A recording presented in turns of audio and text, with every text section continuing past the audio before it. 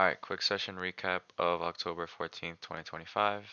For starters, we opened around here was our 9:30 opening candle. You can see that we had pushed up, rejected off our nexus, signaling a short off our vector right here around 9:32, 9:33, which would have been your initial short entry if you were entering off of open, and you would have targeted either this overnight floor or these open states that we had around here, and this is what your entry would have looking like if you did take this to the open states. Was a decent trade, pretty good.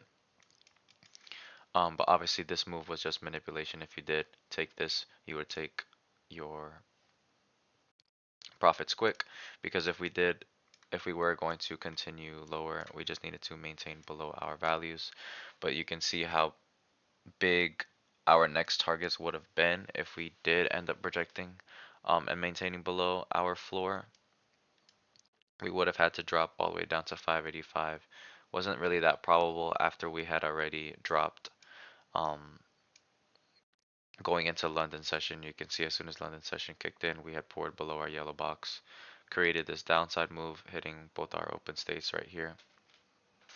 And then afterwards, since this was a manipulation move going into our first macro slash hourly open, we had start to make legs up from hitting those open states, which then caused price to rip above our overnight floor, maintain above, and then put longs back in play.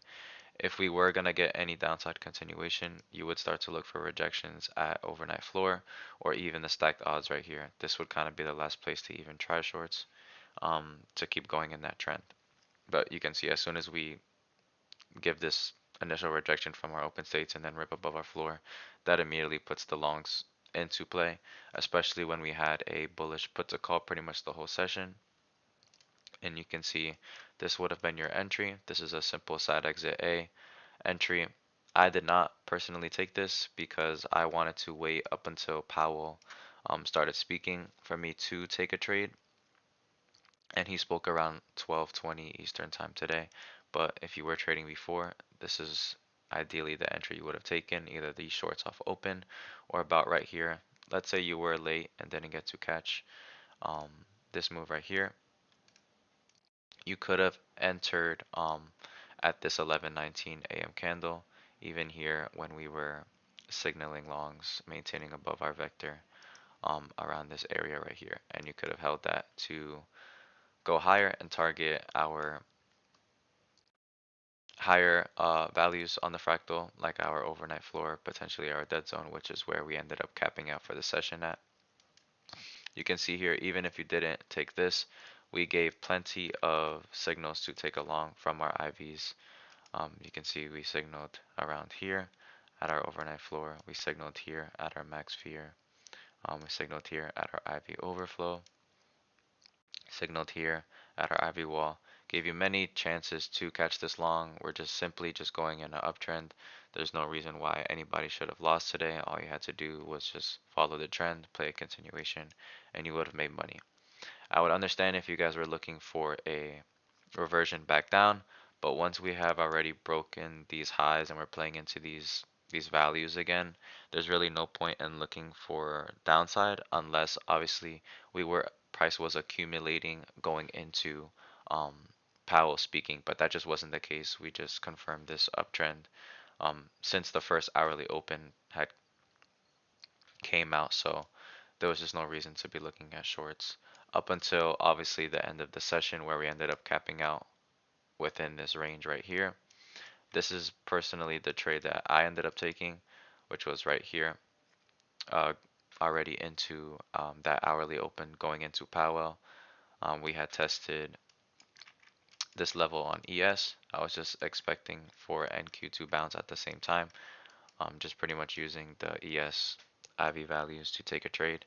This was kind of the place I expected a bounce to happen, because if we did come on lower, we probably would have tested this area again, which I didn't want. I just wanted us to bounce from here to maintain that uptrend, and then Powell bring us higher. And that's what ended up happening. I ended up taking my entry around here on ES, which lined up with here on Qs. They can see right after we had ripped above our vector, ripped above our nexus, signaling longs, and then hitting a target, which was our overnight PML, which is what I targeted. I did want to get a peak zone to peak zone play from ES from here to here for me to close my full position on NQ. Um, but the trade was decent enough for me. I just didn't want to hold for a whole peak zone to peak zone play. So that's why I took profit where I decided to take profit at. And then obviously as for this EOD short, it was pretty simple. Um, yes, we were maintaining above our PML. That's probably what you guys are thinking. Like, yeah, we're maintaining above our PML. We should have ripped higher up into this open state, potentially ripping above our yellow box. But since we are going into the end of day, volatility does start to die out, and you can see our dead zone.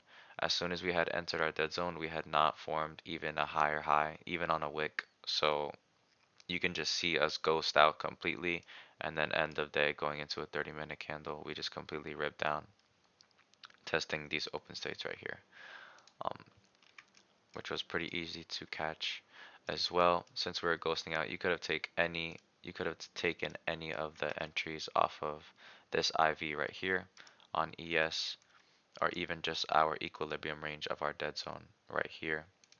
Or let's say you wanted to wait for a signal off of vector. This was your signal about right here that you could have entered off of, even our nexus around here, and then completely dropping. So that was pretty much the whole session as a whole, how you guys could have capitalized on downside and upside using the IVs, Aries' chart, as well as the nexus and vector.